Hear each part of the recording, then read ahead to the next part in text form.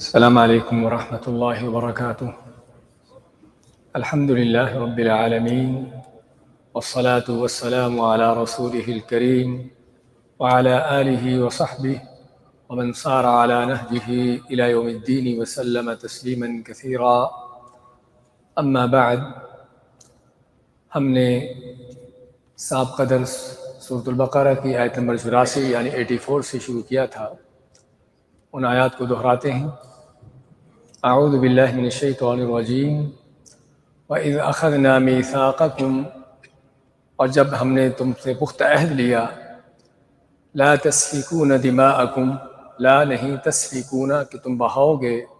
دماءکم اپنے خون، یعنی ایک دوسرے کو قتل نہیں کرو گے. ولا تخرجون انفسکم، اور نہ ہی نکالو گے تم ایک دوسرے کو من دیارکم اپنے گھروں سے. ثم اقررتم، پھر تم نے اقرار کیا اس کا. وانتم تشہدون، اور تم گواہی بھی دے رہے تھے. اس میں بیان ہے بنی اسرائیل کا اور خصوصاً یہودیوں کا مدینہ میں جو ان کا معاملہ تھا، کہ ذکر ہوا تھا کہ مدینہ میں یہودیوں کے 3 قبیلے آباد تھے، بنو قینقاع اور بنو نضیر، جن کا تحالف اور جن کی دوستی جو ہے وہ خزرج کے ساتھ تھی، اور بنو قریظہ تیسرا قبیلہ جن کی دوستی جو ہے وہ اوس کے ساتھ تھی. تو عربوں کے درمیان جب جنگ ہوتی، لڑائی ہوتی، تو یہ ان کے دوست قبیلے بھی ان کے ساتھ مل کے لڑتے، اور اس لڑائی میں قتل و غارت بھی ہوتی، لوگوں کو گھروں سے بھی نکالا جاتا، اور قیدی بھی بنتے. تو اللہ تعالیٰ نے ان چیزوں سے منع کیا تھا ان کو، لیکن وہ ان سبھی کے اقرار کرنے کے باوجود یہ کام کر رہے تھے. فرمایا ثم انتم ہؤلاء، پھر تم وہ لوگ تھے، تقتلون انفسکم کہ تم قتل کرتے اپنے آپ کو، یعنی ایک دوسرے کو. وتخرجون فریقا منکم من دیارہم، اور نکالتے تھے تم ایک گروہ کو ان کے گھروں سے، یعنی اپنے ہی ساتھیوں کو، اپنے ہی لوگوں کو ان کے گھروں سے نکالتے. تظاہرون علیہم بالاثم والعدوان، تظاہرون علیہم ان کے خلاف مدد کرتے ہوئے، یعنی دشمنوں کی مدد کرتے ہوئے ان کے خلاف، بالاثم والعدوان گناہ اور زیادتی کرتے ہوئے. وَإِن يَأْتُوكُمْ أُسَارَىٰ تُفَادُوهُمْ، اور جب وہ آتے تمہارے پاس قیدی بن کر تو تم ان کو فدیہ دے کر چھڑاتے. وَهُوَ مُحَرَّمٌ عَلَيْكُمْ إِخْرَاجُهُمْ، کہ جب کہ تم پر تو حرام تھا ان کا نکالنا ہی گھروں سے. أَفَتُؤْمِنُونَ بِبَعْضِ الْكِتَابِ، کیا تم کتاب کے کچھ حصوں پر ایمان لاتے، اس کو مانتے ہو. وَتَكْفُرُونَ بِبَعْضِ، اور کچھ کو اسے کفر کرتے، اس کو نہیں مانتے. فَمَا جَزَاءُ مَن يَفْعَلُ ذَلِكَ مِنكُمْ، پس جو بھی تم میں سے یہ کام کرتا ہے اس کا بدلہ اس کے سوا کیا ہوگا. إِلَّا خِزْيٌ فِي الْحَيَاةِ الدُّنْيَا، کہ دنیا کی زندگی میں ذلت و رسوائی، خزی کے معنی ذلت و رسوائی. وَيَوْمَ الْقِيَامَةِ يُرَدُّونَ إِلَىٰ أَشَدِّ الْعَذَابِ، اور قیامت کے دن ان کو پلٹایا جائے گا سخت ترین عذاب کی طرف. وَمَا اللَّهُ بِغَافِلٍ عَمَّا تَعْمَلُونَ، اللہ تعالیٰ بے خبر نہیں اس سے جو تم عمل کرتے ہو. یعنی ان آیتوں کے اندر، اس آیت ان آیتوں کے اندر یہودیوں کی ایک بہت بڑی قباحت کا بیان ہے کہ اللہ تعالیٰ کے کچھ حکموں کو ماننا اور کچھ کو چھوڑنا، اور جن کو چھوڑا گیا ہے اللہ نے ان کو کفر کا نام دیا ہے. ان کا یہ چھوڑنا نہیں بلکہ اس کا کفر کرنا ہے، کیونکہ اللہ کا دین ایک مکمل دستور حیات ہے، مکمل نظام ہے. جس مکمل دین کو لے کر چلتا ہے آدمی تو تبھی وہ اللہ کے دین پر سمجھا جاتا ہے. اگر وہ کچھ چیزوں کو لیتا کچھ کو چھوڑتا ہے تو اپنے منمانی کے دین پر چل رہا ہوتا ہے. اللہ کے ہاں ایسا دین قابل قبول نہیں، اور اسی لیے اللہ تعالیٰ نے ان کے اس کام کو کفر کا نام دیا. تو اس میں تنبیہ ہے ان لوگوں کے لیے کہ جو اپنی منمانی کے دین پر چلتے ہیں، جس کا ہم نے بیان کیا تھا کچھ حصہ، کچھ اس کے بارے میں. اور اس میں یہ بھی آتا ہے کہ بعض سیکولر قسم کے لوگ کہ جن کے ہاں دین صرف چند عبادتوں کا نام ہے، مسجد میں ہیں تو اللہ اللہ کر لی، نماز پڑھ لی، دکان پہ ہیں تو وہاں پر ڈیلنگ کس انداز سے ہو رہی ہے، کورٹ میں ہے تو وہاں پر فیصلے کس کے قانون کے مطابق ہوتے ہیں، کاری یونیورسٹی ہے تو وہاں پر کن کے نظام تعلیم پر چلا جاتا ہے. گھروں میں کیا رسم و رواج ہوتے ہیں کافروں کے، ہندوؤں سکھوں کے، تو یہ ایسا دین اللہ کے ہاں قابل قبول نہیں ہے۔ اللہ تعالیٰ ایک مسلمان سے مکمل دین چاہتا ہے، جس کا آگے اسی صورت میں ذکر آئے گا، یا ایھا الذین آمنوا ادخلوا فی السلم کافہ۔ اور جو کچھ چیزیں کرتا ہے، کوئی چھوڑتا ہے، وہ حقیقت میں اپنے منمانی کے دین پر چلتا ہے، اللہ کے دین پر نہیں چل رہا۔ اسی اللہ تعالیٰ نے ان کے اس کام کو کفر قرار دیا ہے، اور پھر اس کی سزا بیان کی، دنیا کے اندر بھی ذلت رسوائی ہے، اور آخرت میں بدترین عذاب ہے اور سخت ترین عذاب ہے۔ اولئک الذین اشتروا الحیاۃ الدنیا بالآخرہ، ایسا کرنے والے کون لوگ ہیں کہ جو دین کی جو من پسند چیزیں ہیں ان کو لیتے اور باقی کو چھوڑتے ہیں؟ مایا کہ یہ وہ لوگ ہیں کہ جنہوں نے خریدا دنیا کی زندگی کو آخرت کے بدلے میں، یعنی آخرت کو چھوڑ کر، نظر انداز کر کے صرف دنیا کو ترجیح دی۔ فلا یخفف عنہم العذاب، تو ایسے لوگوں سے ہرگز عذاب جو ہے کم نہ کیا جائے گا، ولا ہم ینصرون، اور نہ ہی ان کی کوئی مدد کی جائے گی۔ وَلَقَدْ آتَيْنَا مُوسَى الْكِتَابَ، اور یقیناً ضرور ہم نے دی موسیٰ علیہ السلام کو کتاب یعنی تورات، وَقَفَّيْنَا مِن بَعْدِهِ بِالرُّسُلِ، اور ان کا پیچھا کیا ان کے بعد رسولوں کے ساتھ، بے شمار رسول جو اللہ نے بھیجے موسیٰ علیہ السلام کے بعد۔ وَآتَيْنَا عِیسَیٰ ابْنَ مَرْیَمَ الْبَیِّنَاتِ، اور دی ہم نے عیسیٰ بن مریم علیہ السلام کو بینات، کھلی دلیلیں، نشانیاں، کہ جو ان کے نبوت کی دلیلیں تھیں، وہ نشانیاں جن کا تعلق ان کی شریعت کے ساتھ بھی تھا، اور وہ نشانیاں جو معجزات سے تعلق رکھتی تھیں۔ وَأَيَّدْنَاهُ بِرُوحِ الْقُدُسِ، اور ہم نے ان کی تائید مدد کی عیسیٰ علیہ السلام کی، بروح القدس، روح القدس یعنی جبرائیل علیہ السلام کے ساتھ۔ أَفَكُلَّمَا جَاءَكُمْ رَسُولٌ، تو ان رسولوں کا ذکر کرنے کے بعد اللہ تعالیٰ پھر سے بنی اسرائیل کو مخاطب ہوتا ہے، کیا جب بھی تمہارے پاس کوئی رسول آیا، بِمَا لَا تَهْوَىٰ أَنفُسُكُمْ، ایسی تعلیمات لے کر کہ جو تمہارے دل نہ چاہتے ہوں، تمہاری نفسانی خواہشات کے برخلاف ہوں، تو تم نے کیا کیا؟ استکبرتم، تم نے تکبر کیا، اس حق کو قبول نہ کیا۔ اور بیان ہوا تھا کہ اصل تکبر کیا ہے، وہ حق بات کو جھٹلانا، ٹھکرانا ہے۔ فَفَرِيقًا كَذَّبْتُمْ، تو تم نے نبیوں کے ایک گروہ کو جھٹلایا، وَفَرِيقًا تَقْتُلُونَ، اور ایک دوسرے گروہ کو تم نے قتل کیا۔ تو یہ تھی ہم نے سابقہ آیات جو لی تھی، اس کے بعد کی آیاتیں لیتے ہیں۔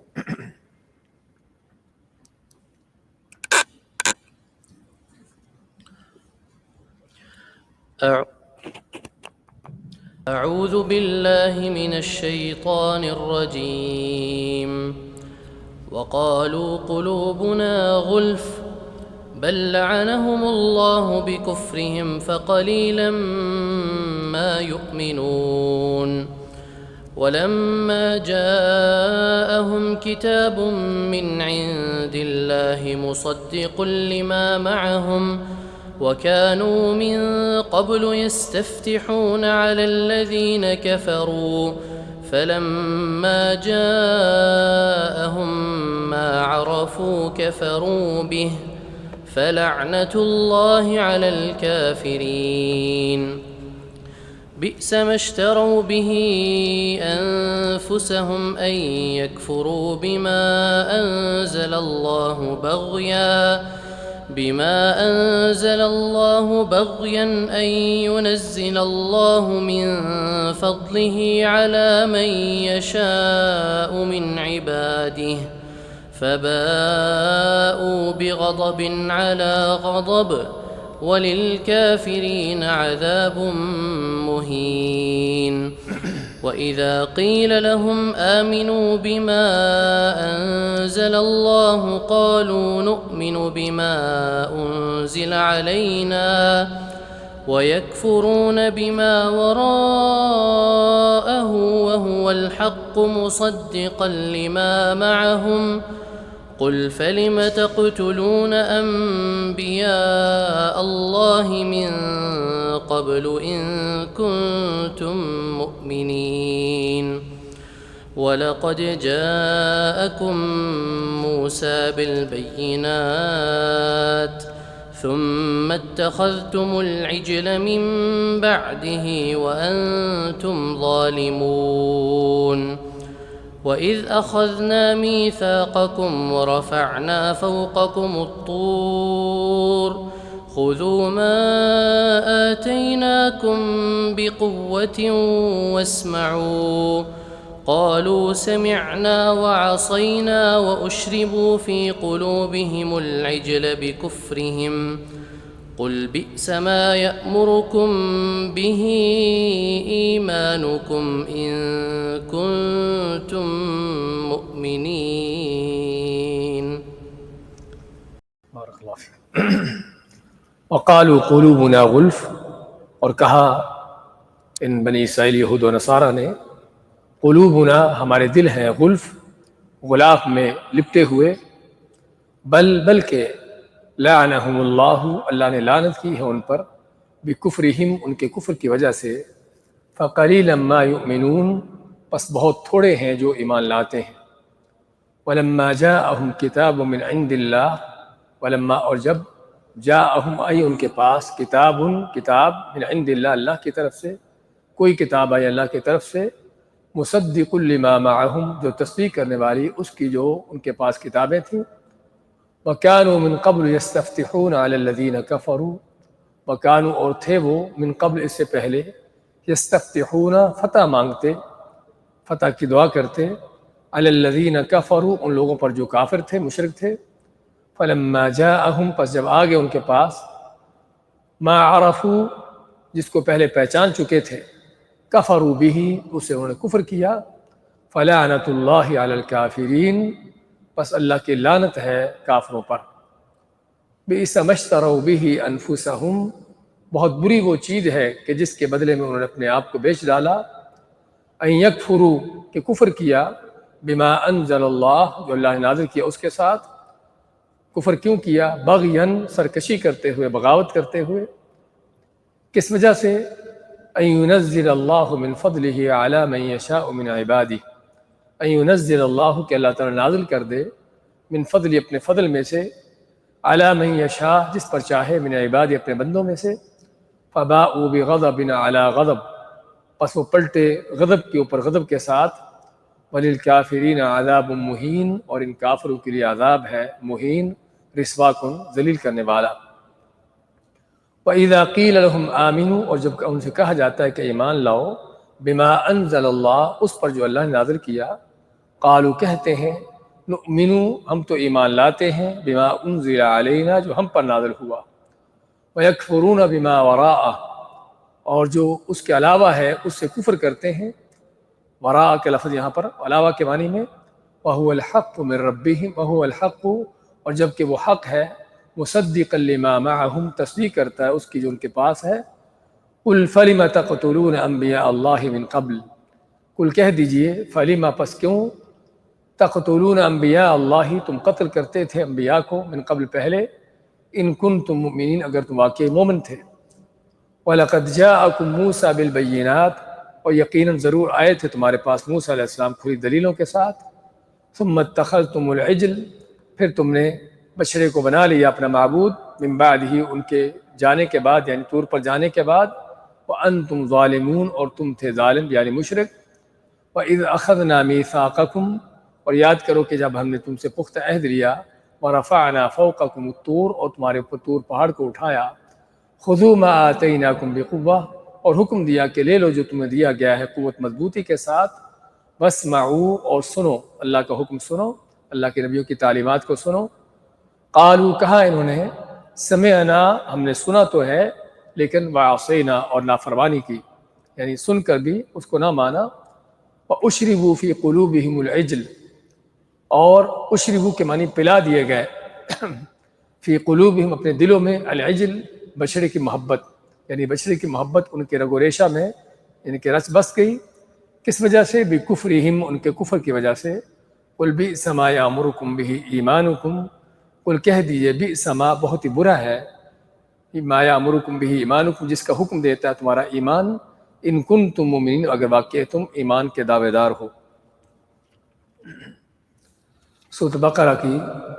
آیت نمبر 88 سے لے کر 93 یعنی 88 سے 93 تک کی تلاوت اور ترجمہ پیش کیا گیا ہے. فرمایا اللہ تعالیٰ نے، وقالوا قلوبنا غلف، اور کہا یہودیوں نے، بنی اسرائیل نے، کہ ہمارے دل جو ہیں غلف، لپٹے ہوئے. غلف کا لفظ غلاف سے، کہ جو کسی چیز کے اندر لپٹا ہو، کسی چیز کے اندر بند ہو. اور یہ یہودیوں کا کہنا کیوں تھا؟ یہ آپ صلی اللہ علیہ وسلم کی تعلیمات کو، اسلام کی تعلیمات کو ٹھکرانے کا ایک انداز ان کا، اور یہی ہر دھرم متعصب اس طرح کے لوگوں کا انداز ہوتا ہے، جنہوں نے بات کو نہ ماننے کا فیصلہ کر لیا ہوتا ہے کہ ہم نہیں مانیں گے، تو کیا کہتے ہیں کہ ہمیں کچھ بتانے سمجھانے کی ضرورت نہیں، ہمیں ہر چیز پتہ ہے، ہم ہر چیز جانتے ہیں، آپ جتنا بھی ہمیں سمجھا بتا لو تمہاری باتوں کا ہم پر کوئی اثر نہیں۔ تو اللہ ماتا ہے کہ یہ یہودیوں کا کام تھا، جو آج ہم مسلمانوں کے اندر دیکھ رہے ہیں، بہت سے لوگوں کے اندر، کہ ان کو قرآن و سنت کی دلیلیں پیش کی آتی ہیں اور قرآن و سنت کی طرف دعوت دی جاتی ہے، سے عقیدے کی طرف ان کو بلایا جاتا ہے، تو آگے سے بات سننے کے لیے تیار نہیں ہوتے، اور ان کا بھی کہنا اسی انداز سے ہوتا ہے کہ ہمارے دل بند ہیں، یعنی آپ ہمیں سمجھانے کی کوشش نہ کرو، بتانے کی کوشش نہ کرو، کہتے کہ ہم ہر چیز جانتے ہیں، ہمیں ہر بات کا پتہ ہے، تو اس لیے ہمیں کچھ بتانے کی ضرورت نہیں۔ تو یہ وہی انداز ہے جو یہودیوں کا انداز تھا، کہ حق بات کو نہ سننا، حق بات کو قبول نہ کرنا، اس کو ٹھکرانا اس انداز سے۔ اللہ مانتا ہے کہ دل تو بند نہیں کیا اللہ نے، دل تو اللہ نے کھلے رکھے ہیں، اور یہاں پر دل کا ذکر بار بار جو ہو رہا ہے، اس کا مطلب کیا ہے؟ عقل اور سمجھ سوچ کہاں پر ہے؟ وہ دل میں ہے، اور قرآن کریم میں اللہ نے واضح طور پہ اس چیز کا بیان کیا ہے کہ اصل جو سمجھ سوچ کا مادہ ہے، عقل کا مادہ ہے، وہ دل کے اندر ہے۔ ہاں، دماغ صرف ایک آلہ ہے کہ جس کو دل آرڈر کرتا ہے تو چیزوں کو کیلکولیٹ کرتا ہے، اس کو یعنی کہ مزید اس پر اس کی سوچ فکر ہوتی ہے، ورنہ اصل جو مرکز ہے انسان کی سوچ فکر کا وہ دل ہے، اور اس لیے دلوں کا اہتمام کرنے کا بار بار حکم آیا ہے۔ تو انہوں نے کہا کہ ہمارے دل لپٹے ہوئے ہیں، یعنی ہمارے دلوں میں کوئی ہدایت کی بات یا تمہاری باتیں ہدایت کی بات، ان کے مطابق تمہاری کوئی بات ہمارے دلوں میں آنے کے لیے آنا ممکن نہیں ہے، کیونکہ جو چیز بند ہو، لپٹی ہو، اس کا یہ حال ہوتا ہے۔ اللہ ماتا ہے دل تو بند نہیں ہے، اللہ نے دلوں کو تو کھول رکھا ہے، لیکن بل لعنہم اللہ بکفرہم، ان کے کفر کی وجہ سے اللہ نے ان پر لعنتیں ڈالی ہیں۔ اور یہ بہت بڑی بات ہے جسے سمجھنے کی ضرورت ہے، کہ جو آدمی سمجھتا ہے کہ میں ہر چیز جانتا ہوں، مجھے کوئی بات سننے کی ضرورت نہیں ہے، ہر دھرم اور متعصب، اور سمجھتے ہیں کہ ہم جہاں پر ہیں، جس چیز پر ہم ہیں وہی صحیح ہے بس، اور کوئی دوسری بات ان کو سننا گوارا نہیں ہوتی، اگرچہ وہ قرآن کریم کی آیات بھی ہوں، احادیث بھی ہوں، تو حق بات جس کو سننا گوارا نہیں ہوتی۔ یہ نہیں کہ وہ بڑا عالم ہے، بڑا ہدایت پر ہے، بلکہ حقیقت کیا ہے کہ اللہ کی اس پر لعنتیں پڑی ہوئی ہیں۔ اللہ نے تو دلوں کو کھولا ہوا ہے، اور دل دیے ہی اس لیے انسان کو، تاکہ وہ سوچے اور سمجھے اور حق بات قبول کرے۔ لیکن جب لوگوں کی کفر بے ایمانیوں کی وجہ سے، ان کی گمراہیوں کی وجہ سے کفر ان کے اوپر لعنتیں پڑتی ہیں، تو یہ لعنتیں ہیں جو ان کے دلوں کو بند کر دیتی ہیں۔ ہاں، یہ سمجھتے ہیں حضرت صاحب کہ ہم بڑے پہنچے ہوئے ہیں، ہم ہر چیز جانتے ہیں، ہمارے پاس بڑا علم ہے، لیکن حقیقت کیا ہے کہ اللہ کی لعنتیں پڑی ہوتی ہیں۔ اس لیے یہاں پر بہت بڑی تنبیہ ہے انسان کے لیے کہ ہمیشہ اپنے دل دماغ کو حق کے لیے کھول کر رکھے، اور یہ حقیقت ہے صرف یہودیوں کی نہیں، بہت سے اسلام کے دعوے داروں کی بھی، تعصب، ہر درمی، کہ بس ہم جہاں پر ہیں ہم ٹھیک ہیں، بس ہمیں کوئی بات سننے کی ضرورت نہیں، اور نہ ہمیں کوئی بات بتانے کی ضرورت ہے۔ تو اللہ مانتا ہے کہ دل تو کھلے رکھے ہم نے، لیکن ان پر لعنتیں پڑی ہیں۔ بل لعنہم اللہ بکفرہم، ان کے کفر بے ایمانیوں کی وجہ سے اللہ نے ان پر لعنتیں ڈالی ہیں۔ فقلیلا ما یؤمنون، پس بہت تھوڑے ہیں جو یہ لوگ ایمان لاتے ہیں۔ قلیلاً کے معنی تھوڑے ہیں ایمان لانے والے بھی، اور واقعی یہودیوں میں چند اکا دکا انگلیوں پر گنے جانے والے لوگ تھے جو ایمان لائے، حالانکہ ان کے تینوں قبیلے سینکڑوں بلکہ ہزاروں کی تعداد میں تھے، اور آئے بھی مدینہ میں آپ صلی اللہ علیہ وسلم کے انتظار میں، اور آپ کو جانتے بھی تھے، سارا کچھ تھا، لیکن صرف تعصب، ہر درمی، اس سے ہم کو اندازہ ہوتا ہے کہ اندھا تعصب اور ہر درمی جو ہے اس کا انجام کیا ہوتا ہے۔ تو میں بہت تھوڑے ان میں سے ایمان لائے، اور فقلیلا ما یؤمنون کا دوسرا معنی یہ بھی کیا گیا ہے کہ تمہارا اگر ایمان ہے تو بہت تھوڑا ایمان ہے، بہت کمزور ایمان ہے، جس کا ایمان کے آگے حقیقت بیان ہوتی ہے کہ تمہارا ایمان کس انداز کا ہے۔ وَلَمَّا جَاءَهُمْ كِتَابٌ مِّنْ عِندِ اللَّهِ، اور جب ان کے پاس آئی کتاب اللہ کی طرف سے، مصدق لما معہم، جو تصدیق کرتی ہے ان کی، جو ان کے پاس کتاب ہے اس کی۔ اب کتاب سے مراد ابن سعدی رحمۃ اللہ علیہ فرماتے کہ کوئی بھی کتاب، کوئی بھی نبی کتاب لے کر آتا کہ جو کتاب پہلی کتابوں کی تصدیق کر رہی ہوتی تو اس کتاب کو جھٹلانا، اس کو ٹھکرانا ان کا یہ کام ہوتا۔ لیکن ابن سعید رحمۃ اللہ فرماتے کتاب سے مراد قرآن ہے، اور یہی زیادہ راجح معنی ہے، کیونکہ اگلے جو الفاظ ہیں آیت کے وہ اسی چیز پر دلیل ہے۔ تو میں کہ جب ان کے پاس کتاب آئی یعنی قرآن کریم آیا من عند اللہ، اللہ کی طرف سے، جس میں اس قرآن کا اللہ کی طرف سے نازل ہونا اس کی صداقت اور سچائی کا بیان ہے کہ قرآن کس قدر سچا ہے کہ اللہ نے اس کو بھیجا ہے، کسی اور طرف سے نہیں آیا۔ اور مزید یہودیوں پر بھی ان کی بھی قباحتوں کا بیان ہے کہ اللہ کی طرف سے آئی ہوئی کتاب کو کیسے تم ٹھکراتے ہو، کیسے تم جھٹلاتے ہو۔ تو جب ان کے پاس کتاب یعنی قرآن ہے اللہ کی طرف سے، اور آنے والا قرآن بھی کوئی انوکھی کتاب نہ تھا، بلکہ کیا ہے مصدق لما معہم، جو تصدیق کرتا ہے اس کی جو ان کے پاس کتابیں تھیں۔ اور تصدیق کرنے کے دو معنی، ایک تو یہ ہے کہ جو سابقہ کتابیں ہیں تورات، انجیل، زبور وغیرہ، قرآن ان کی صداقت پہ ان کو سچا مانتا ہے، ان کے بارے میں بتاتا ہے کہ حق اور سچ کتابیں ہیں۔ اور واقعی ہی قرآن کریم میں جگہ جگہ پر اللہ نے سابقہ کتابوں کی تصدیق بیان کی ہے۔ موسیٰ علیہ السلام، عیسیٰ علیہ السلام، ان کے علاوہ جو انبیاء پر کتابیں نازل ہوتی رہیں ان کتابوں کا بیان بھی کیا ہے، اور قرآن ان کی تصدیق بھی بیان کرتا ہے کہ وہ اللہ کی طرف سے سچی کتابیں تھیں۔ تو ایک تو مصدقاً کا معنی یہ، دوسرا مصدقاً کا معنی یہ بھی کہ جو ان کتابوں کے اندر تعلیمات ہیں، قرآن بھی اسی طرح کی تعلیمات لے کر آیا ہے، یعنی ان کتابوں کی تعلیمات کی بھی تصدیق کرتا ہے، نہ کہ صرف ان کتابوں کی تصدیق کرتا بلکہ ان کی لائی ہوئی تعلیمات کی بھی تصدیق کرتا ہے، بشرطے کہ وہ تعلیمات اللہ کی طرف سے ہوں، لوگوں کے یہود و نصارہ کے ان کتابوں کو بگاڑنے سے پہلے تو میں کہ وہ قرآن جو تصدیق کرتا ہے جو اللہ کی طرف سے آیا ہے تو ان کے پاس کتابوں کی تصدیق کرتا ہے۔ وَكَانُوا مِن قَبْلُ يَسْتَفْتِحُونَ عَلَى الَّذِينَ كَفَرُوا، یہ اس کو کہتے جملہ معترضہ، اصل تو قرآن کا تعلق آگے آ رہا ہے، فَلَمَّا جَاءَهُمْ مَا عَرَفُوا كَفَرُوا بِهِ، کہ جس قرآن کو جانتے تھے جب ان کے پاس آیا تو اس کو جھٹلایا، اس سے کفر کیا۔ لیکن درمیان میں کیا ہے وَكَانُوا مِن قَبْلُ يَسْتَفْتِحُونَ عَلَى الَّذِينَ كَفَرُوا، جملہ معترضہ کیا ہوتا ہے کہ بات کرتے کرتے درمیان میں ایسا کلام، ایسا جملہ آ جانا کہ جو براہ راست اس کلام سے متعلق نہ ہو۔ تو یہاں پر فرمایا کہ وَكَانُوا مِن قَبْلُ، اور تھے یہی یہودی من قبل پہلے سے، یستفتحون فتح مانگتے، فتح کی دعا کرتے، علی الذین کفروا ان لوگوں پر جو کافر ہیں۔ ان کی فتح کی دعا کرنا کیا ہے، اس کے بارے میں عبداللہ بن عباس رضی اللہ تعالیٰ عنہ روایت کرتے ہیں کہ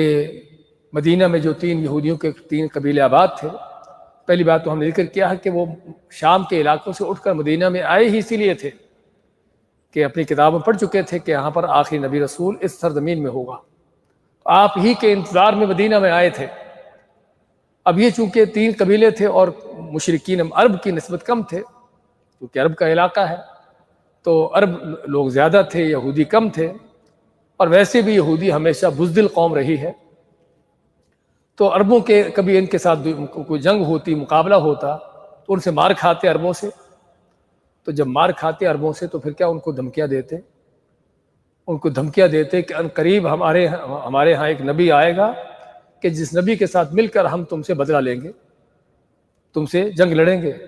اور بعض روایتوں میں یہ بھی کہ اللہ سے دعا کرتے، جب ان کو مار پڑتی عربوں سے کبھی تو اللہ سے دعا کرتے کہ اللہ اس نبی کو جلد بھیج تاکہ ہم ان کافروں سے، ان مشرکوں سے انتقام لیں، بدلہ لیں جو ہمارے اوپر زیادتی ظلم کر رہے ہیں۔ تو یہ تھا ان کا انداز عربوں کے ساتھ۔ تو اور بلکہ اس کے ساتھ ساتھ یستفتحون کا معنی یہ بھی کیا گیا ہے کہ عرب کے لوگوں کو اسلام کے بارے میں، نبی کریم صلی اللہ علیہ وسلم کے بارے میں خوب کھول کر بتاتے کہ ایسا نبی آئے گا، ایسا دین اسلام آنے والا ہے۔ یعنی یستفتحون ہم نے پہلے پڑھا ہے کہ فتح علی کے کسی کے اوپر علم کا دروازہ کھلنا، تو لوگوں کو علم دیتے، ان کو بتاتے، عرب کے مشرکین ان کے جاہل لوگوں کو بتاتے کہ اس طرح آخری نبی آئے گا، اس نبی کی تعلیمات کیا ہوں گی، تو ان کو آپ صلی اللہ علیہ وسلم کے بارے میں بتاتے، اور کبھی ان کو مار پڑتی تو پھر آپ کے آنے کے اللہ سے دعائیں بھی کرتے کہ اللہ اس نبی کو جلد بھیج کہ تاکہ ہم ان مشرکین عرب پر جو ہے فتح حاصل کریں۔ پہلے ان کا یہ حال تھا وَكَانُوا مِن قَبْلُ يَسْتَفْتِحُونَ عَلَى الَّذِينَ كَفَرُوا۔ اسی کے متعلق آتا ہے کہ ابن عباس ماتے ہیں کہ جب آپ صلی اللہ علیہ وسلم آپ کی بعثت ہوئی، آپ آئے اور ان یہودیوں نے آپ سے کفر کیا، آپ پر ایمان نہ لائے، تو پھر کیا ہوتا ہے کہ عرب کے لوگ جو تھے، مدینہ کے جو اوس اور خزرج کے بڑے بڑے ان کے سرکردہ لوگ تھے، اور جن میں خصوصاً معاذ بن جبل، بشر بن معرور اور داؤد بن سلمہ، ان 3 صحابہ کا ذکر آتا ہے کہ انہوں نے یہودیوں کو کہا بھی تم تو ہمیں بتاتے تھے کہ اس طرح نبی آئے گا اور وہ نبی جو ہے آخری نبی ہوگا، اور تم اسی نبی پر ایمان لانے کے لیے یہاں پر آئے ہو، اور یہ بھی تم کہتے تھے کہ اس نبی کے ساتھ مل کر تم ہم سے جنگیں لڑو گے اور بدلہ لو گے۔ اب وہ جب وہ نبی آ چکا ہے تو اس پر ایمان کیوں لے آتے؟ تمہاری کیا بدبختی ہے؟ اور یہ ہے ہٹ درمی کا نتیجہ، تعصب کا نتیجہ۔ تو فرمایا اللہ تعالیٰ نے کہ پہلے تو آپ صلی اللہ علیہ وسلم کے آنے کے لیے دعائیں کرتے تھے کہ وہ نبی آئے تاکہ ہمیں فتح حاصل ہو۔ فلما جاءهم ما عرفوا كفروا به، فلما جاءهم، جب ان کے پاس آگے ما عرفوا، جس کو پہچانتے تھے، جس نبی کو جانتے تھے، اور جانتے کیسا تھے؟ آگے دوسرے پارے کے شروع میں اللہ فرماتا ہے یعرفونہ کما یعرفون ابناءہم، کہ آپ صلی اللہ علیہ وسلم کو ایسے پہچانتے ہیں جس طرح اپنے بیٹوں کو پہچانتے ہیں۔ یعنی اگر ہم اس کی تفصیلات میں تھوڑا جائیں تو آپ کو پتہ چلے گا کہ نہ کہ صرف آپ صلی اللہ علیہ وسلم کی بعثت کے بعد آپ کا جاننا، آپ کی نشانیوں کو پہچاننا، بلکہ آپ جب بچپن میں بھی تھے، آپ صلی اللہ علیہ وسلم کی 12 سال کی عمر تھی جب آپ کے چچا آپ کو شام کے علاقے کی طرف لے کے جانے لگے کسی قافلے کے ساتھ، تجارتی قافلے کے ساتھ، تو جیسے ہی شام کے علاقوں کے داخل ہوتے ہیں تو ایک جگہ پر جہاں پر ایک راہب تھا، وہاں پر جب پہنچا یہ قافلہ، تو وہاں ایک راہب آپ صلی اللہ علیہ وسلم کو دیکھ کر کہتا ہے کہ لڑکا بچہ کس کے ساتھ ہے؟ تو لوگوں نے بتایا ابو طالب کا، آپ کے چچا جو آپ کے ساتھ تھے تو ان کے ساتھ ہے۔ تو ابو طالب کو راہب کہتا ہے کہ اس بچے کو واپس لے جاؤ۔ اس نے کہا کیوں؟ کہتے ہیں کہ میں دیکھ رہا ہوں کہ یہ وہ آخری نبی جو ہونے والا ہے، وہ نشانیاں مجھے اس میں نظر آ رہی ہیں، اور میں دیکھ رہا تھا جب یہ بچہ آ رہا تھا، یا تمہارا قافلہ آ رہا تھا، تو رستے کے پتھر اور درخت اس کو سلام کر رہے تھے، حالانکہ آپ کی عمر 12 سال ہے۔ تو وہ راہب ابو طالب کو کہتا ہے کہ ان کو واپس مکہ لے جاؤ، مجھے خطرہ ہے کہ آگے شام کے علاقوں میں جاؤ گے تو جو چیزیں میں نے اس میں دیکھی ہیں، وہاں کے پادری، وہاں کے لوگ ان چیزوں کو پہچانیں گے تو کہیں ان کو نقصان نہ پہنچائیں۔ اس سے معلوم کیا ہوتا ہے کہ نہ کہ صرف آپ صلی اللہ علیہ وسلم کی نبوت ملنے کے بعد، بلکہ آپ کے بچپن سے لے کر ہی آپ کی نشانیاں واضح تھیں کہ آپ اللہ کے نبی بننے والے ہیں، اور اللہ نے آپ کو یعنی کہ آخری نبی بنانا ہے۔ اور یہود و نصارہ یہ نشانیوں کو اپنی کتابوں کے اس انداز سے پڑھ چکے تھے کہ اس واقعے سے آپ کو اندازہ ہو سکتا ہے کہ کس طرح سے اس راہب نے آپ کو پہچانا۔ تو کیا خیال ہے نبوت ملنے کے بعد آپ کی پہچان نہیں؟ اسی اللہ فرماتا ہے کہ یعرفونہ کما یعرفون ابناءہم، کہ آپ کو ایسے پہچانتے تھے جس سے اپنے بیٹوں کو پہچانتے ہیں۔ لیکن یہ مصیبت ہے، بیماری ہے تعصب کی، ہٹ درمی کی، کہ جب انسان کسی بات کو، کسی چیز کو نہ ماننے کا فیصلہ کر لے تو ایک چیز کے حق ہونے کے باوجود، اس کے واضح ہونے کے باوجود بھی اسے ماننا، اسے قبول کرنا گوارا نہیں ہوتا۔ تو میں کہ فلما جاءهم ما عرفوا، جس کو پہچان تھے، جب ان کے پاس آ گئی وہ کتاب، آ گئے وہ نبی آ گئے، کفروا به، تو اس سے کفر کیا، اس کو نہ مانا۔ فلعنت اللہ علی الکافرین، بس اللہ کی لعنت ہے ان کافروں پر۔ اللہ نے پہلی بات تو ان یہودیوں کو دو ٹوک طور کھلے طور پر کافر قرار دیا، ان کا سابقہ ایمان، سابقہ ان کا دین، ہر چیز اس کو جو ہے اس کو ختم کر دیا کہ کوئی ان کا نہ کوئی ایمان ہے نہ کوئی دین ہے۔ اور دوسری بات، ان پر لعنت ڈالی ان کے تعصب ہر درمی کی وجہ سے کہ حق بات کو جاننے کے باوجود بھی اس کو قبول نہ کرنا۔ اور یہ سب سے بڑا جرم ہے کہ آدمی کو کوئی حق بات معلوم ہو جائے اور پھر بھی اس کو نہ مانے، اس کو ٹھکرائے۔ تو اللہ کی لعنت ہے ان کافروں پر۔ اور اس آیت میں شیخ الاسلام فرماتے ہیں کہ اس بات کی دلیل ہے کہ کافر ملعون ہے، کافروں پر اللہ کی لعنتیں ہیں، وہ کسی قسم کا کافر بھی کیوں نہ ہو۔ لیکن یہاں پر یہ مسئلہ بھی کہ ہم کسی خاص کافر کا نام لے کر اس پر لعنت ڈال سکتے ہیں؟ جب اللہ نے کافروں پر لعنتیں ڈالی ہیں کہ کافر ملعون ہے، تو کیا کسی خاص کافر کا اس کا نام لے کر کہیں گے کہ فلاں کافر ملعون ہے، اس پر لعنت ہے؟ ہاں، یہ لعن معین جس کو کہا جاتا ہے کہ کسی کو خاص کر کے اس پر لعنت ڈالنا ہے، اس سے ہمیں منع کیا گیا ہے۔ ایک تو اللہ کے نبی صلی اللہ علیہ وسلم منع فرمایا ہے لعنت ڈالنے سے کسی پر، اور فرمایا کہ اگر کسی پر لعنت ڈالتا ہے تو لعنت آسمان کی طرف اٹھتی ہے اور اگر تو اس کے بعد لوٹتی ہے اس کی طرف جس پر لان ڈالی گئی ہے، اگر اس کا مستحق ہوتا ہے تو اس پر پڑتی ہے، ورنہ لان ڈالنے والے کی طرف ہی پلٹ آتی ہے۔ تو اس لیے بڑی سخت وعید ہے اس بارے میں، لان ڈالنا، حتیٰ کہ کسی کافر کا نام لے کر بھی۔ دوسری بات یہ ہے، اگر وہ زندہ ہے تو اللہ تعالیٰ ممکن اس کو ہدایت دے سکتا ہے، اس لیے اس پر لان ڈالنے کی اجازت نہیں ہے۔ اور نبی صلی اللہ علیہ وسلم کو اللہ نے منع کر دیا۔ آپ نے جنگ احد کے بعد جب بعض کافروں پر لعنتیں ڈالی ان کے نام لے کر، تو اللہ نے منع فرما دیا کہ آپ ان پر لعنتیں نہ ڈالو، یعنی کسی کے نام لے کر۔ اور تیسری چیز، اگر وہ مر چکا ہے تو تب بھی ہمیں منع کیا گیا ہے کہ مردوں کو ان کو گالی دیں، ان کو برائی سے ذکر کریں۔ اگر مر چکا ہے تو ان کے معاملات آپ مانتے ہیں کہ وہ جو لے کر اللہ کے ہاں پہنچ چکے، تو کسی کافر کا نام لے کر اس پر لعنت ڈالنا جائز نہیں، سوائے کہ اگر قرآن و حدیث میں کسی کافر کے بطور نام اس پر لعنت ڈالی گئی ہے، جس طرح کہ فرعون ہے، ابو جہل ہے، بعض روایات میں اس طرح کے بعد پر نام لے کر ان پر لعنت ڈالی گئی ہے، تو ایسے لوگوں پر ان کے ناموں سے لعنت ڈالی جا سکتی ہے، ورنہ اگرچہ کافر بھی کیوں نہ ہو ان پر لعنت نہیں ڈالی جا سکتی۔ اس کے بعد ما بئس ما اشتروا به انفسهم ان يكفروا بما انزل الله، بئس کا لفظ آتا ہے کسی چیز کو بہت، اس کی جو بری چیز ہے، غلط چیز ہے، اس کو بیان کرنے کے لیے۔ اس کے مد مقابل ہوتا ہے نعمہ، بہت اچھی چیز۔ تو بئس ما اشتروا به، بہت بری وہ چیز ہے کہ جس کے بدلے میں انہوں نے انفسهم، اپنے آپ کو انہوں نے خریدا یا بیچا، ان یکفروا، کہ انہوں نے کفر کیا، یعنی اپنی جانیں بیچ ڈالیں، اپنے آپ کو جہنم کا ایندھن بنایا۔ اور حقیقت میں ہر انسان کہ جو ایمان چھوڑ کر، تقوی پرہیزگاری چھوڑ کر جو ہے کفر کا رستہ، فسق و فجور کا رستہ اختیار کرتا ہے، وہ کیا کرتا ہے؟ اپنی جان کو بیچتا ہے، کہ کس کے لیے؟ جہنم کے لیے۔ تو انہوں نے جو کفر کیا بما انزل اللہ، جو اللہ نے نازل کیا اس کے ساتھ کفر کیا، اور نازل جو اللہ نے کیا وہ قرآن اور آپ پر وہی آنے والی۔ اور یہاں پر بھی قرآن کریم کی صداقت، حقانیت کا بیان ہے کہ اللہ نے نازل کیا ہے۔ بغین، کفر کیوں کیا؟ ان کی کفر کی وجہ بیان کی کہ سرکشی، بغاوت، ہٹ درمی، تعصب، اس وجہ سے۔ اچھا، آپ کے لائے ہوئے یا آپ سے کفر کیوں کیا؟ آپ کے لائے ہوئے قرآن سے، دین سے کفر یہودیوں نے کیوں کیا؟ اس کے پیچھے کی وجوہات ہیں، کچھ کا ذکر پہلے ہو چکا ہے اور کچھ کا ذکر یہاں پر آ رہا ہے۔ یہاں پر کیا ہوا اور کیا بیان فرمایا؟ ان ينزل اللہ من فضلہ علی من یشاء من عبادہ، آپ سے کفر کیوں کیا؟ آپ پر ایمان کیوں نہ لائے؟ ان ينزل اللہ من فضلہ، کہ اللہ تعالیٰ نے کیوں نازل کر دیا اپنا فضل، اپنا علم، علی من یشاء من عبادہ، اپنے بندوں میں سے جس پر چاہے۔ یعنی آپ تھوڑا سا بیک گراؤنڈ میں جائیے، آپ صلی اللہ علیہ وسلم سے پہلے نبوت کا سلسلہ کہاں چلا آ رہا تھا؟ یعقوب علیہ السلام کے بعد سے لے کر نبوت کے سلسلہ سارا کا سارا بنی اسرائیل میں چلا آ رہا تھا، جس کا ہم نے بیان کیا کہ ان کے سب سے پہلے نبی یوسف علیہ السلام تھے اور سب سے آخری عیسیٰ علیہ السلام تھے۔ تو نبوت کا سلسلہ چونکہ ان کے اندر چلا آ رہا تھا، تو ان کو، یہودیوں کو، اسی بات کی امید تھی کہ آخری نبی بھی ہم میں سے ہوگا۔ حالانکہ وہ پڑھتے تھے اپنی کتابوں میں کہ آخری نبی عربوں میں سے ہوگا، لیکن پھر بھی صرف ایک وہ غلط اپنے اندر تصور پیدا کر لینا۔ تو ان کو یہ تھا کہ آخری نبی بھی ہم میں سے ہوگا۔ اب جب آخری نبی عربوں میں سے ہوا، اور عربوں کی حیثیت کیا تھی یہودیوں کے ہاں؟ کہ جاہل لوگ ہیں، امیین ہیں، ان پڑھ ہیں۔ جس طرح کہ آپ کسی کو کہو کہ بالکل جاہل آدمی جس کی آپ کے ہاں کوئی حیثیت نہ ہو،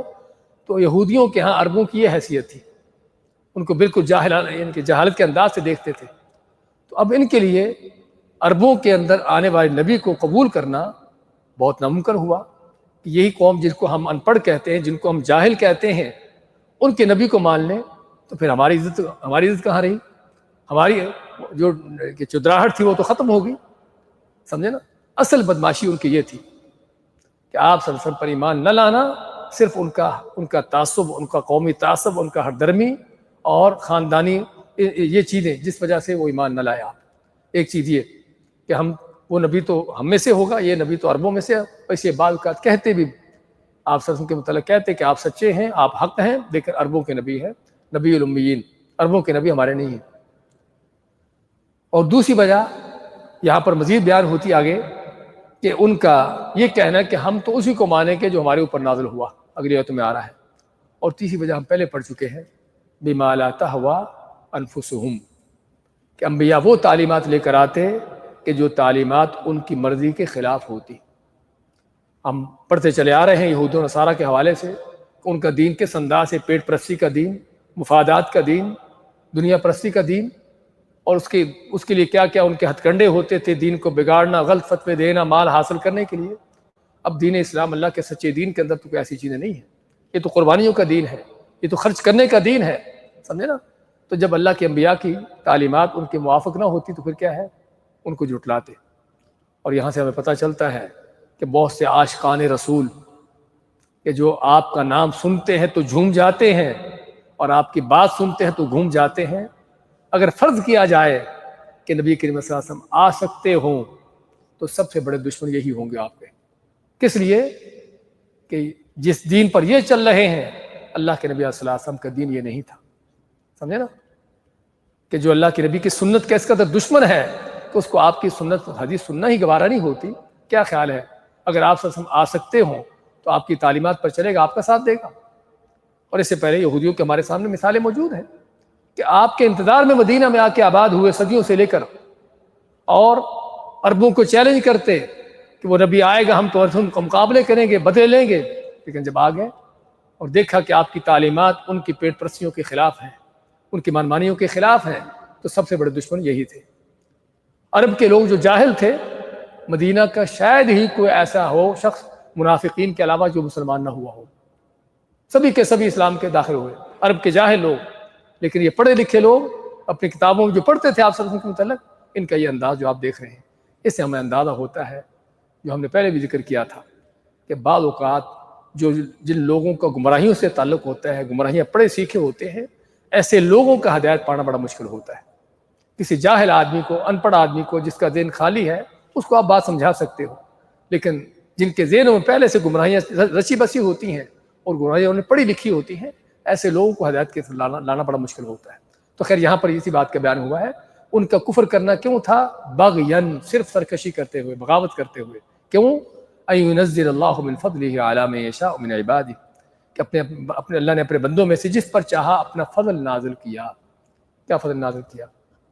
مال و دولت دیے، کرسیاں حکومتیں دی، آپ کو کیا دیا تھا؟ علم دیا تھا۔ اس لیے شاہ سے فرماتے ہیں کہ یہاں پر فضل سے مراد علم ہے، وہ وہی ہے جو اللہ نے آپ پر نازل کی۔ اور اس لیے اللہ تعالیٰ کا سب سے بڑا فضل اگر کسی پر ہے تو علم کا فضل ہے۔ اگرچہ ہم اس علم کو آج بالکل، علم سے مراد جو اللہ کے دین کا علم، وحی کا علم ہے، اصل یہ فضل ہے اللہ تعالیٰ کے کسی بندے پر۔ اور اس لیے اللہ تعالیٰ اگر کسی کو اپنے دین کا علم دیا ہے، قرآن و سنت کا علم دیا ہے، تو اللہ کے اس فضل کو پہچاننے کی، اس کی قدردانی کرنے کی ضرورت ہے۔ اگرچہ جیسے ہم بتانے لگا تھا، ہمارے ہاں آج مالداروں کو دیکھا جاتا ہے، تاجوں کو دیکھا جاتا ہے، اس کی سیلری اتنی بڑی، اس کی انکم اتنی بڑی، اس کا ولا اتنا بڑا، اور یہ کون ہے؟ بیچارے قاری صاحب، بیچارے مولوی صاحب۔ یہ جو بیچارے ہیں، اگر واقعی اللہ کے دین پر، علم پر قائم ہے، اس کے مطابق عمل پیرا ہے، اللہ ماتا ہے کہ اصل فضل ان کے اوپر ہے۔ اب وہ تاجر بے ایمان، اگر ایمان نہیں ہے تو قارون سے بڑھ کر تھا۔ اگر کسی کی حکومت کرسی ہے، اگر ایمان تقوی نہیں ہے تو فرعون کی کرسیاں سے بڑھ کر تھی۔ اس لیے اصل اللہ کا فضل جو ہے وہ علم کا فضل ہے، جس کی ہمیں اس کی قدردانی کرنا چاہیے اور اس کو حاصل کرنے کی کوشش ہونی چاہیے۔ تو اللہ تعالیٰ اپنی فضل اور نبوت علم دیتا ہے جس کو چاہتا ہے اپنے بندوں میں سے۔ اللہ تعالیٰ کے ہاں وحی اور نبوت ملنے کا جو انداز، وہ جو اس کا قاعدہ کلیہ ہے، وہ یہ نہیں کہ کسی حسب و نسب کے اوپر ہے، کسی کے مال و دولت کی بنیاد پر ہے، جیسا کہ کافر کہتے تھے لولا نزل هذا القرآن على رجل من القريتين عظيم۔ اللہ نے قرآن نازل کرنا ہی تھا، طائف مکہ کے بڑے بڑے سردار ہیں، ان میں سے کسی پر کیوں نازل نہ ہوا؟ اس فقیر یتیم پر نازل ہونا تھا۔ اس لیے علامات ہے کہ یہ اللہ تعالیٰ کے اختیار میں ہے، وہ جس کو چاہتا دیتا ہے۔ فباءوا بغضب على غضب، آپ صلی اللہ علیہ وسلم کو جھٹلانا، آپ کے لائے ہوئے شریعت کا انکار کرنا، صرف سرکشی بغاوت کرتے ہوئے، ہردرمی کرتے ہوئے، اللہ ماتا ہے کہ یہ ان کے جرم تھے کہ پہلے بھی نبیوں کو جھٹلاتے رہے، ان کو بھی قتل کرتے رہے، موسیٰ علیہ السلام کے ساتھ ان کے جو معاملات رہے، اور اس کے بعد کے انبیاء کے ساتھ بھی، اس کے بعد آپ صلی اللہ علیہ وسلم کے آنے پر مزید آپ کو جھٹلانا، آپ کی تعلیمات کا انکار کرنا، یہ ان کا اور بڑھ کر جرم کہ پہلے بھی ان پر غضب نازل ہوتے رہے، اب مزید ان پر غضب۔ تو یہ ہے مغضوب علیہم جو پڑھتے ہیں ہم فاتحہ کے اندر، اور وہاں پر ذکر کیا تھا ہم نے کہ خود آپ فرماتے ہیں کہ مغضوب علیہم کون ہے؟ یہود ہیں، کہ جن کو پتہ ہے کہ حق کیا ہے اور پھر بھی اس کی خلاف ورزی کرتے ہیں۔ تو چنانچہ ہر وہ شخص کہ جو حق کو جاننے کے باوجود اس کے خلاف چلتا ہے یہ مغضوب علیہ ہے، یہ ہے جو یہودیوں کی نسل سے ان کے طریقے پر ہے۔ تو اللہ ماتا ہے کہ ان پر غضب کے اوپر غضب نازل ہوا، کہ پہلے بھی ان کے اوپر اللہ کے غضب نازل ہوتے رہے اور اب بھی آپ سب کو جھٹلا کر مزید ان پر جو اللہ کے غضب نازل ہوئے۔ وَلِلْكَافِرِينَ عَذَابٌ مُّهِينٌ، اور ان کافروں کے لیے، للکافرین، ان کافروں کے لیے کیا ہے؟ عذاب مہین، رسوا کن عذاب ہے۔ عذاب کے بارے میں ہم پڑھتے ہیں کبھی عذاب علیم، دردناک عذاب، عذاب عظیم، بڑا عذاب، اور یہاں پر عذاب مہین کہ رسوا کن عذاب۔ اور نہ سمجھے کہ الفاظ ایسے آ جاتے ہیں، ان الفاظ کی مناسبت ہوتی ہے موضوع کے ساتھ۔ ان بے ایمانوں نے آپ صلی اللہ علیہ وسلم پر ایمان کیوں نہ لائے؟ یہودی سمجھتے تھے کہ ہم بہتر ہیں، ہم شعب اللہ ہیں، اللہ کے چہتے ہیں، اللہ کے قریبی ہیں، اللہ کے بیٹے ہیں، اور یہ عرب جاہل لوگ ہیں۔ تو آپ صلی اللہ علیہ وسلم کو، عربوں کو چونکہ کمتر جانتے تھے، ان کو گھٹیا جانتے تھے، حقیر جانتے تھے، اس لیے ایمان نہ لائے۔ تو اللہ ماتا ہے کہ ان بے ایمانوں کافروں پر ان کے لیے عذاب مہین ہے، رسوا کن عذاب ہے۔ اور اسی طرح پڑھو گے قرآن کریم میں کہ جہاں پر کوئی آدمی ایسا جرم کرتا ہے کہ جس میں کسی اللہ کے حق بات کو اس کو اس لیے جھٹلاتا ہے کہ اس کو گھٹیا سمجھ کر، کسی حق پرست کو گھٹیا سمجھتا جانتا ہے، تو اللہ پھر اس کے لیے عذاب مہین کیا اس کو وارننگ دیتا ہے کہ اس کے لیے عذاب ہے رسوا کن۔ جس طرح یہ اللہ کے دین کو گھٹیا سمجھتا ہے، اللہ کے بندوں کو گھٹیا جانتا ہے، کہ اللہ تعالیٰ خود اس کو ذلیل کرنے والا۔ اور واقعی یہودیوں کی ذلت جس انداز سے ہوئی ہے، جس کا ہم نے صاحب کا درس میں اشارہ کیا تھا کہ آپ کے ہوتے ہوئے بھی، آپ کے بعد بھی، اور اب تک جو اللہ تعالیٰ نے قیامت تک ان پر ذلت و رسوائی مقدر کر دی ہیں۔ وَإِذَا قِيلَ لَهُمْ آمِنُوا بِمَا أَنزَلَ اللَّهُ، اور جب ان سے کہا جاتا ہے آمنو، ایمان لاؤ، بما انزل اللہ، جو اللہ نے نازل کیا آپ صلی اللہ علیہ وسلم کے اوپر، قرآن اور سنت، اس پر ایمان لاؤ۔ قالوا نؤمن بما انزل علینا، کیا کہتے؟ ہم تو اس پر ایمان لائیں گے جو ہم پر نازل ہوا۔ وَيَكْفُرُونَ بِمَا وَرَاءَهُ، اور جو اس کے علاوہ ہے، وراء کا لفظ ویسے ہی معنی ہوتا ہے پیچھے، جو اس کے پیچھے ہے یعنی اس کے علاوہ ہے، اس سے کفر کرتے ہیں۔ وَهُوَ الْحَقُّ مُصَدِّقٌ لِمَا مَعَهُمْ، حالانکہ وہ حق ہے، مصدق لما معہم، تصدیق کرتا ہے جو ان کے پاس ہے۔ تو یہاں پر ایک اور ان کے ایمان نہ لانے کی وجہ، وہ وجہ کیا ہے؟ کہ ہمارے پاس جو ہے، ہم تو صرف اس کو مانیں گے، تمہاری بات نہیں مانیں گے۔ اور یہاں پر شیخ ابن عثیمین رحمۃ اللہ علیہ فرماتے ہیں کہ ہر وہ شخص جسے حق کی دعوت دی جائے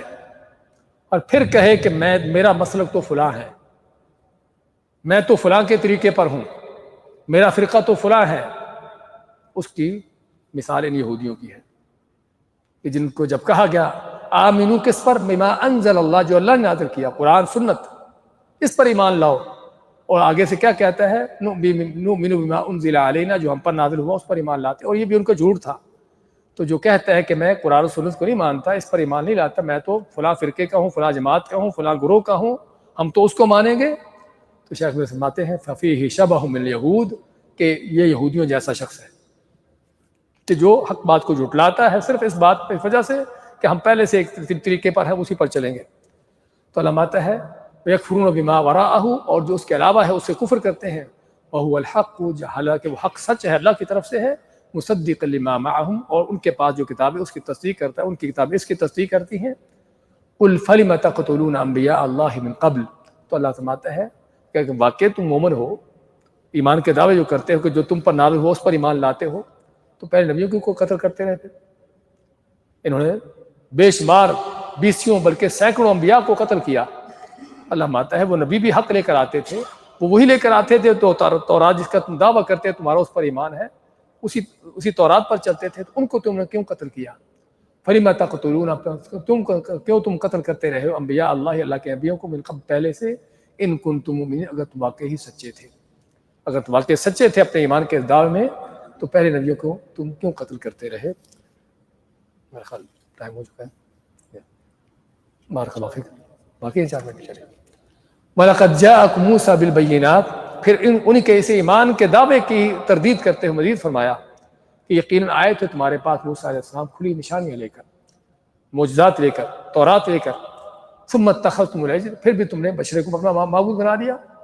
من بعدہ، ان کے طور پر جانے کے بعد، وانتم ظالمون، اور تم ظالم تھے، ہم پہلے پڑھ چکے ساری آیتیں۔ وَإِذَا أَخَذْنَا مِيثَاقَكُمْ، اور پھر تمہارے ایمان کا یہ بھی جھوٹ کہ ہم نے ان سے پختہ عہد لیے تھے، تورات پر چلنے کے، اللہ کے حکموں کو اپنانے کے، لیکن تم نے آگے سے انکار کیا، اور ہم نے تمہارے اوپر طور پہاڑ کو اٹھایا، ورفعنا فوقکم الطور، اور کہا خذوا ما آتیناکم بقوۃ واسمعوا، اور کہا کہ ہم نے جو تم کو دیا ہے اس کو لو، قوت مضبوطی کے ساتھ عمل پیرا ہو، اور جو اللہ کے نبی تم کو کہتا ہے اس کو سنو۔ قالوا سمعنا وعصینا، تو کہا انہوں نے کہ ہم نے سنا تو ہے لیکن عصینا، عصینا کے معنی نافرمانی کی، عصیان، معاصی، اسی سے کہ ہم نے سنا تو ہے لیکن نافرمانی کی۔ وَأُشْرِبُوا فِي قُلُوبِهِمُ الْعِجْلَ، اور ان کے دلوں میں بچڑے کی محبت جو ہے وہ پلا دی گئی۔ کسی کو کوئی چیز پلا دینے کا معنی کیا ہوتا ہے؟ پانی وہ چیز ہے میڈیکل طور پر بھی کہ جو سب سے جلد انسان کے رگ و ریشہ کے اندر جذب ہوتا ہے، سمجھے نا؟ آپ کو اور چیز کو اپنے جوس پیتے ہو یعنی کہ کھانا کھاتے ہو ایسا ایسا، لیکن پانی چونکہ یعنی کہ نرم ہوتا ہے، پتلا ہوتا ہے، اس لیے انسان کے اندر سب سے زیادہ وہ سرایت کرتا ہے۔ اللہ نے اسی طرح ان کی مثال دی کہ ان کے دلوں میں اس بچڑے کی محبت کس انداز سے رگ و ریشے کے اندر بس چکی تھی، حالانکہ سراسر جھوٹ تھا، کفر تھا، شرک تھا، اپنے ہی ہاتھوں سے بچڑا بنا کر اس کی پوجا شروع کر دی۔ کہاں ان کی عقل؟ لیکن شیطان ہے کہ جب انسان کے لیے برائیاں مزین کرتا ہے، خوبصورت بناتا ہے، تو کس طرح سے انسان اس کے ساتھ اس کی اندھی عقیدت ہو جاتی ہے، اور یہ اندھی عقیدت کا نتیجہ ہے